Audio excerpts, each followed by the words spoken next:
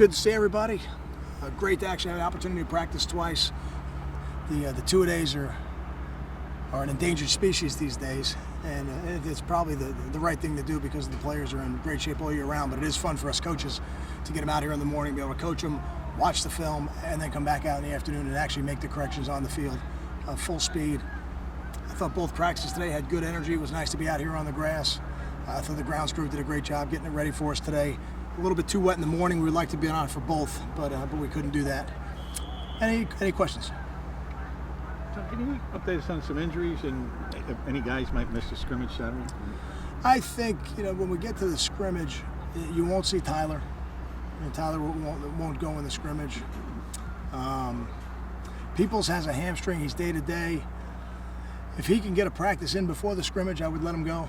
If he can't, I would hold him out and then wait until Monday. Larry? Antoine with his ankle, probably not. I probably would say probably not.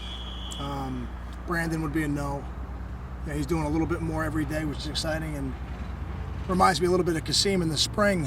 Last year, he wants to do more, and we've got a good schedule for him to get him ready and make sure that by the time we get to the first game, he's 100% and has enough reps behind him that he feels good about it. So I think we're in good shape there. Is there anybody else I'm missing? Deering, did he leave this morning? Jeremy? Was that Jeremy Deering? Jeremy's got a slight ankle sprain. I think he'll be good to go on Saturday. I don't anticipate him not being able to go on Saturday.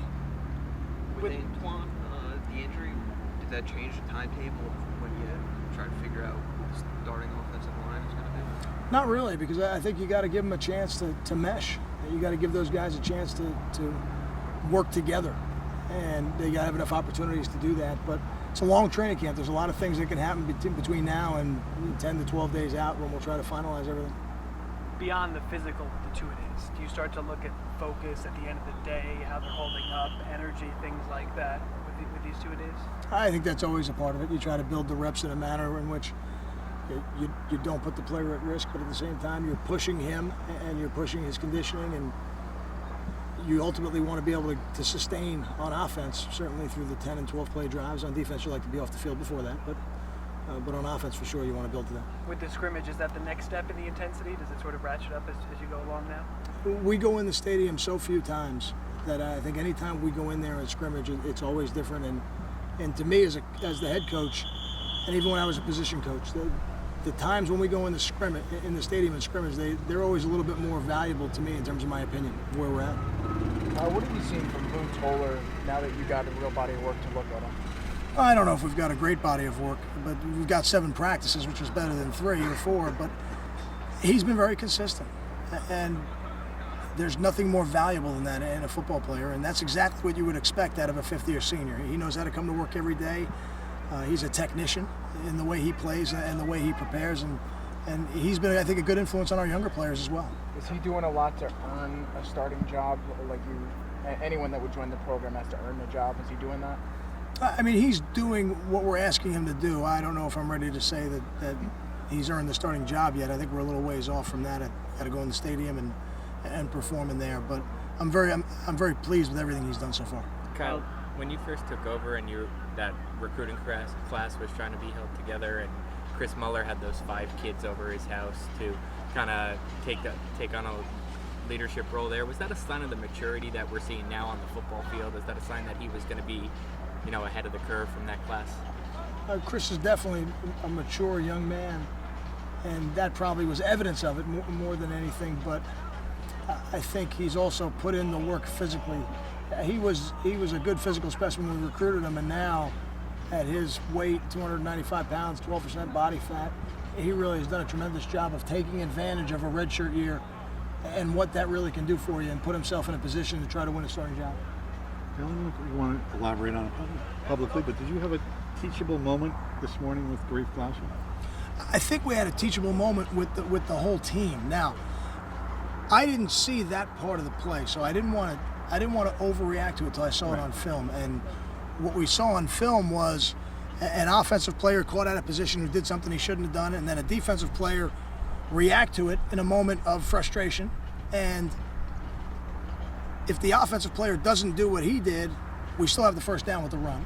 And if the defensive player doesn't react to it, we would probably would have gotten called back for holding with the receiver holding. So I think it was when you say teachable moment, there's no doubt those are the kind of moments that happen in training camp where the players have to see it on film, and when they see what it looks like, they shake their heads. Because Grief's a good person. Grief's a good football player, and Grief's played a lot of football here for us. And I don't think we'll see him do that again. The reason I ask is because you could easily have made the point and let him continue practice, but you acted as if it was a game, right? Absolutely, and we took him out of the rest of practice, and I think that's important to do, that they understand the ramifications of those type of personal fouls.